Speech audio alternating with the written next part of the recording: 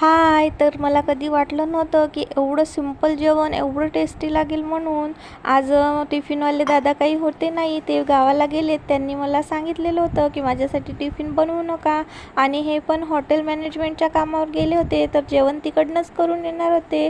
मग मी खूप विचार केला. आधी मला पोहे बनवण्याचा विचार आला, पण पोह्यांनी जेवढे माझी लवकर भूक जाते तेवढी लवकर वापसही येते आणि मग मला अर्ध्या रात्री भूक लागते. मग मागे मी एकदा तसेच पोहे केले होते, तर मला अर्ध्या रात्री भूक लागली आणि मग यांना मी कामावर फोन करून सांगितलं की माझ्यासाठी काहीतरी खायला घेऊन या.